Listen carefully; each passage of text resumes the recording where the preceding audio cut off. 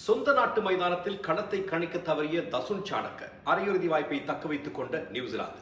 வணக்கம். நேற்று நாளில் இலங்கை மற்றும் நியூசிலாந்து அணிகளுக்கு இடையில் ஆர் பிரேமதாச மைதானத்தில் நடைபெற்றிருந்தது. நாணய சுழற்சியில் வெற்றி பெற்றிருந்த இலங்கை அணி களத்தடுப்பை தேர்வு செய்திருந்தது. எனவே இந்த முடிவு இந்த போட்டியினுடைய ஒட்டுமொத்த முடிவையும் மாற்றி அமைத்திருந்தது. தசுன் சாணக்கவும் இந்த விடயத்தினை ஏற்றுக்கொண்டிருக்கிறார். நேற்றைய தினம் பதிவில் நாங்கள் இதனை குறிப்பிட்டிருந்தோம்.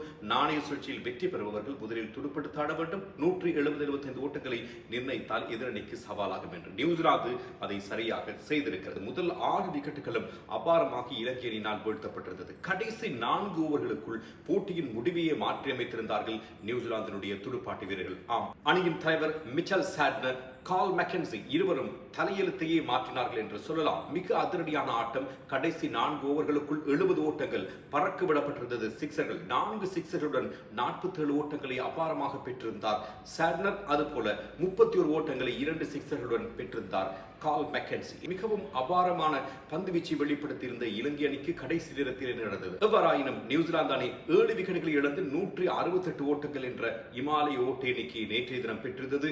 மிகவும் சிறப்பான பந்துவீச்சை வெளிப்படுத்தியிருந்த மகேஷ் தீக்ஷண மற்றும் துஷ்மந்த சமீர் ஆகியோர் தலா 3 விக்கெட்டுகளை கைப்பற்றியிருந்தார்கள். அதுபோல பதிலுக்கு துடுப்படுத்த ஆட வந்த இலங்கைக்கு அதிர்ச்சிக்கு மேல் அதிர்ச்சி காத்திருந்தது. எனவே நியூசிலாந்து மிக சரியாக இலங்கை அணியை கணித்திருக்கிறது. முதல் பந்திலேயே பத்தும்னி சங், இலங்கையினுடைய நம்பிக்கை நட்சத்திரம், இலங்கைக்கு வாழ்வளித்துக் கொண்டிருந்தவர் ஆட்டமிழந்திருந்தார். எனவே ஒட்டுமொத்த கதையும் அங்கேயே முடிந்திருந்தது. சரிதா சலங்கவை நேற்றைய தினம் அணியில் சேர்த்திருந்தார்கள். அவரும் பிரகாசிக்க தவறியிருந்தார். குசால் மெண்டிஸ், பவன் ரத்நாயக்க இருவருடைய ஆட்டமிழப்பும் கண்டிக்கத்தக்கது. முதல் பந்து ஓவரை வீச வருகிறார் ரச்சின் ரவீந்திர. முதல் பந்தை சற்று கணித்திருக்கலாம். ஆனால் முன்னால் பாய்ந்து அடிக்க முற்படுகிறார் குசால் மெண்டிஸ். ஸ்டம்ப் முறையில் ஆட்டமிழக்கிறார்.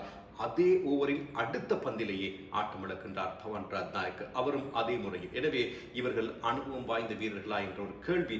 கமிந்து மெண்டிஸுக்கு ஒத்துழைப்பு வழங்க யாராவது துடுப்படுத்த ஆடியிருந்தால் இன்னும் கொஞ்சம் கௌரவமான தோல்வியை இலங்கையை சந்தித்திருக்கலாம். அதை செய்ய தவறிவிட்டனர் இலங்கை அணியினர். எனவே ஏடிய வீரர்கள் சோபிக்க தவற இறுதி நேரத்தில் 19 வயது அணியில் இருக்கின்ற வெள்ளாளகியை மீண்டும் இலங்கை நம்ப வேண்டியிருந்தது. 20 ஓவர்களில் இலங்கை அணிக்கு 107 ஓட்டங்களை மாத்திரமே பெற முடிந்தது. எனவே 61 ஓட்டங்களினால் அபாரமான வெற்றியினை நேற்றைய நாளில் நியூசிலாந்து அணி பதிவு செய்ததோடு அரையிறுதிக்கான வாய்ப்பை தக்க வைத்துக் கொண்டிருக்கிறது. சிறப்பான பந்துவீச்சு பிரதியை வெளிப்படுத்தியிருந்த ரச்சின் ரவீந்திர நேற்றைய தினம் 4 விக்கெட்டுகளை சுருட்டி எடுத்திருந்தார். துடுப்பாட்டத்திலும் பிரகாசித்திருந்த அவர் 32 ஓட்டங்களை பெற ஆட்ட நாயகன் விருதும் அவருக்கு கிடைத்திருந்தது.